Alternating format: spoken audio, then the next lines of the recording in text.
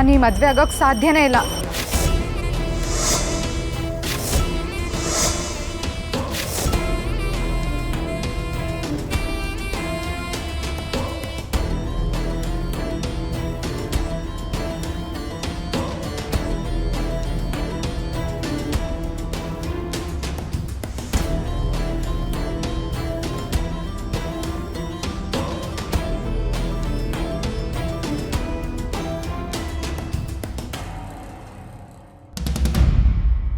ನಿಮ್ಮನ್ನು ಭಾವ ಅಂತ ಕರೆಯೋ ಸ್ವಾತಂತ್ರ್ಯ ತೊಗೊಂಡು ಮಾತಾಡ್ತಿದ್ದೀನಿ.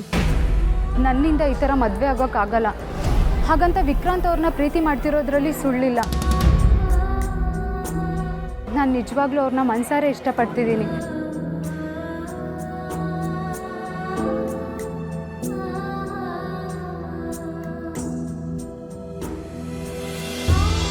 ದಯವಿಟ್ಟು ನನ್ನ ಕ್ಷಮಿಸ್ಬಿಡಿ. ಹಾಗಾದ್ರೆ ನಾವು ಇಷ್ಟೆಲ್ಲ ಮಾಡಿದ್ದಕ್ಕೆ ಬೆಲೆನೇ ಇಲ್ವಾ? ಸಡನ್ನಾಗಿ ಏನಾಯ್ತು ನಿನಗೆ?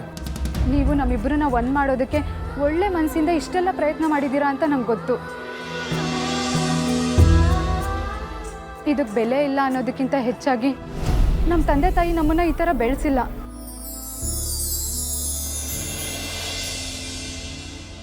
ಇದರಿಂದಾಗಿ ಅವ್ರ ಬೆಲೆ ಕಮ್ಮಿ ಆಗೋದು ನನಗಿಷ್ಟ ಇಲ್ಲ. ಮತ್ತೆ ಇಷ್ಟೊತ್ತು ಯಾಕೆ ಕೂತಿದ್ರಿ? ಈ ಆಲೋಚನೆ ಮೊದಲೇ ಯಾಕೆ ಬರಲಿಲ್ಲ? ನಾನು ದೇವ್ರ ಹತ್ರ ಪ್ರಾರ್ಥನೆ ಮಾಡಬೇಕು ಅಂತ ಕಣ್ಮುಚ್ಚಿದಾಗ ಅಷ್ಟೊತ್ತು ನಮ್ಮ ತಂದೆ ತಾಯಿನೇ ನನ್ನ ಕಣ್ಮುಂದೆ ಬರ್ತಿದ್ರು ಭಾವ. ನಾನು ವಿಕ್ರಾಂತ್ ಅವ್ರನ್ನ ಎಷ್ಟು ಪ್ರೀತಿಸ್ತೀನೋ, ನನ್ನನ್ನು ಇಷ್ಟು ವರ್ಷ ಸಾಕಿ ಸಲಹಿದ ಅಪ್ಪ ಅಮ್ಮನ ಒಂದು ಪಟ್ಟು ಜಾಸ್ತಿನೇ ಪ್ರೀತಿಸ್ತೀನಿ.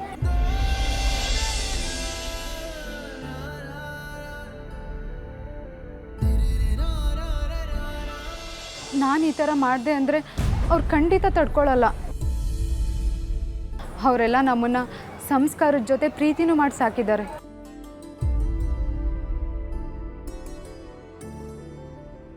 ನಾನು ಅವ್ರ ನಂಬಿಕೆಗೆ ದ್ರೋಹ ಮಾಡೋಕ್ಕಾಗಲ್ಲ.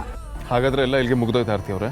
ನೀವು ಗೌತಮ್ ಅವ್ರನ್ನೇ ಇದಕ್ಕೆ ಒಪ್ಸಿದ್ದೀರಾ ಅಂದಮೇಲೆ ಮುಂದೆ ಸರಿಯಾದ ರೀತಿಯಲ್ಲಿ ಮದುವೆ ಆಗೋಕ್ಕೆ ಆ ದೇವರೇ ದಾರಿ ತೋರಿಸ್ತಾನೆ ಅಂತ ಅಂದ್ಕೊಂಡಿದ್ದೀನಿ.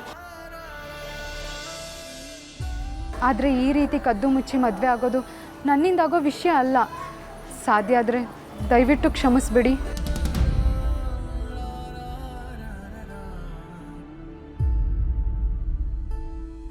ಅಮ್ಮು, ನೀನು ಇವತ್ತು ತಪ್ಪು ಮಾಡಿದೀಯಾ.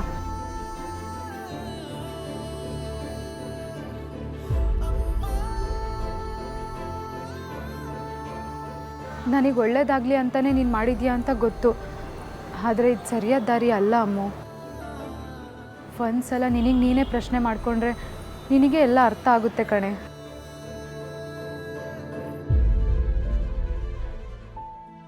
ನಾನು ಮತ್ತು ನೀನು ನಮ್ಮ ಕೆಳಗಿರೋರಿಗೆ ಮಾದರಿಯಾಗಿರಬೇಕೇ ಹೊರತು ಅಪ್ಪ ಅಮ್ಮನ ವಿರುದ್ಧ ನಿಂತು ನಮ್ಮ ಹಠ ಸಾಧಿಸ್ಕೊಳ್ಳೋದನ್ನು ಹೇಳ್ಕೊಡೋ ಥರ ಇರಬಾರ್ದು.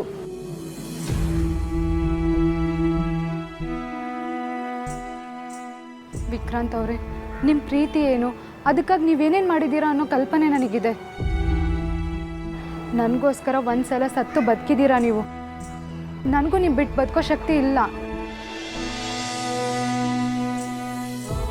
ಹಾಗಂತ ಎಲ್ಲರೂ ದೂರ ಮಾಡಿ ನಾನು ನಿಮ್ಮನ್ನು ಮದುವೆ ಆದರೆ ಮನೆಯವ್ರಿಗೆ ಮೋಸ ಮಾಡಿದೆ ಅನ್ನೋ ಪಾಪ ಪ್ರಜ್ಞೆ ನನಗೆ ಯಾವತ್ತೂ ಕಾಡ್ತಾ ಇರುತ್ತೆ.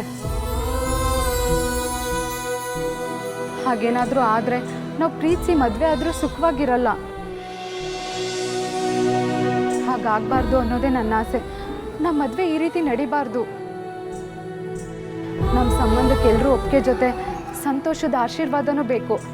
ನನ್ನ ಬಗ್ಗೆ ನೀವು ಯೋಚನೆ ಮಾಡೋಕ್ಕೆ ಹೋಗಬೇಡಿ. ನಾನು ಯಾವತ್ತಿದ್ರೂ ನಿಮ್ಮವಳೆ. ನಾನಿನ್ನು ಬರ್ತೀನಿ.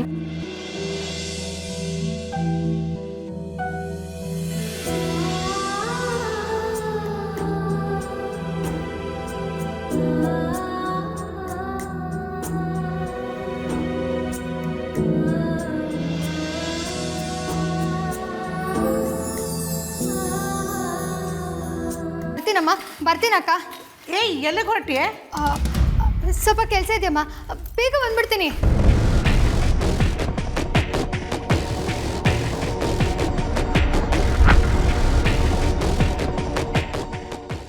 ಅಮ್ಮ.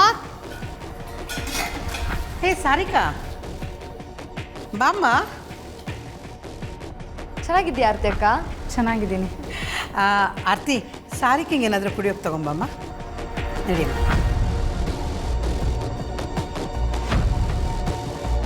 ಇವಳು ಏನಕ್ಕೆ ಬಂದಿರ್ಬೋದು? ನೀನು ಅಕ್ಕ ಆದ್ಯ 3 ದಿವಸದಿಂದ ಪತ್ತೆನೇ ಇಲ್ಲ. ಅಕ್ಕ ನಮ್ಮನ್ನು ಮರ್ತೇ ಹೋದ್ಲು ಅಂದ್ಕೊಂಡೆ. ಛೇ ಹಾಗೆಲ್ಲ ಏನೂ ಇಲ್ಲ ಚಿಕ್ಕಮ್ಮ. ಹೌದು, ಮದುವೆ ಕೆಲಸ ಎಲ್ಲ ಹೇಗೆ ನಡೀತಾ ಇದೆ? ಪರವಾಗಿಲ್ಲ ಸಾರಿಕಾ, ಆಗೊಂದು ಈಗೊಂದು ಕೆಲಸ ಮಾಡ್ಕೋತಾ ಇದ್ದೀವಿ. ಸದ್ಯ ಎಂಗೇಜ್ಮೆಂಟಲ್ಲಿ ಗಡಿಬಿಡಿ ಆಯ್ತಲ್ಲ, ಆ ಥರ ಆಗದೆ ಮದುವೆಗೆ ಸ್ವಲ್ಪ ಟೈಮ್ ಸಿಕ್ಕಿದೆ, ಅದೇ ಸಮಾಧಾನ. ಒಂದೊಂದು ಸಲ ಟೈಮ್ ಜಾಸ್ತಿ ಇದ್ರೂ ಕೆಲಸ ಆಚೀಚೆ ಆಗೋಗುತ್ತೆ ಅಂತ ಅಮ್ಮ ಅವಾಗ ಹೇಳ್ತಾ ಇರ್ತಾರೆ ಚಿಕ್ಕಮ್ಮ. ಅದು ನಿಜಾನೇ ಸಾರಿಕಾ. ಅಕ್ಕ ಏನಾದರೂ ಹೇಳಿ ಕಳಿಸಿದಾಳಾ? ಹ್ಞೂ ಚಿಕ್ಕಮ್ಮ, ಆದ್ಯ ಅದಕ್ಕೆ ಪ್ರೆಗ್ನೆಂಟು. ಎಂಥ ಒಳ್ಳೆ ವಿಷಯ ಹೇಳಿದೆ ಕಣೆ, ನನಗಂತೂ ತುಂಬ ಸಂತೋಷ ಆಗ್ತಿದೆ. ಆರ್ತಿ, ನಿನಗೆ ಗೊತ್ತಾ, ಆದ್ಯ ತಾಯಿ ಆಗ್ತಿದ್ದಾಳಂತೆ. ಹೌದಾ ಸಾರಿಕಾ? ನಂಗೆ ತುಂಬ ಖುಷಿ ಆಗ್ತಿದೆ. ಇರು, ಸ್ವೀಟ್ ತರ್ತೀನಿ. ತಗೋ. ಎಲ್ಲ ದೇವರ ಆಶೀರ್ವಾದ. ನಮ್ಮ ಸಾರ್ಥಕ ತುಂಬ ಒಳ್ಳೆ ಹುಡುಗ. ಸರಿಯಾದ ಸಮಯಕ್ಕೆ ಮದುವೆ ಆಯಿತು, ಈಗ ಮಗುನೇ ಆಗತ್ತೆ. ಹೀಗಾಗ್ಬಿಟ್ರೆ ಹೆತ್ತವ್ರಿಗೂ ನೆಮ್ಮದಿ. ಕೊಡಮ್ಮ. ಅಯ್ಯೋ, ನಾನು ಅಜ್ಜಿ ಆಗ್ತಿದ್ದೀನಿ ಅನ್ನೋ ಖುಷಿಲಿ ಎಲ್ಲ ಮರೆತು ಹಾಗೆ ಕೂತ್ಬಿಟ್ಟಿದ್ದೀನಿ. ಏನು ಮಾಡಬೇಕು ಅಂತಲೇ ತೋಚ್ತಿಲ್ಲ. ಖುಷಿ ಆದರೆ ಖುಷಿ ಪಡಬೇಕು ಚಿಕ್ಕಮ್ಮ, ಅದಕ್ಕೆ ಯಾಕೆ ಇಷ್ಟೊಂದು ಟೆನ್ಷನ್ ಮಾಡ್ಕೋತಾ ಇದ್ದೀರಾ? ಅದು ಹಾಗಲ್ಲ ಕಣೆ, ನಿಂಗೆ ಅವೆಲ್ಲ ಅರ್ಥ ಆಗಲ್ಲ. ನಾನು ಈಗಲೇ ಅಕ್ಕನಿಗೆ ಫೋನ್ ಮಾಡಿ ಆದ್ಯನ್ಗೆ ಏನೇನು ಇಷ್ಟ ಅಂತ ಕೇಳ್ಕೊತೀನಿ. ನೀನು ಕಾರಲ್ಲಿ ತಾನೇ ಬಂದಿರೋದು, ಎಲ್ಲ ತುಂಬಿಸ್ಕೊಡ್ತೀನಿ, ತಗೊಂಡು ಹೋಗು. ಹ್ಞೂ.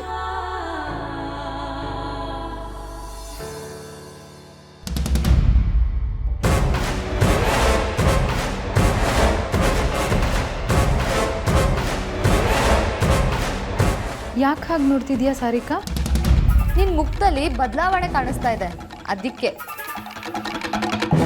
ಬದಲಾವಣೆನಾ? ಏನು ಬದಲಾವಣೆ?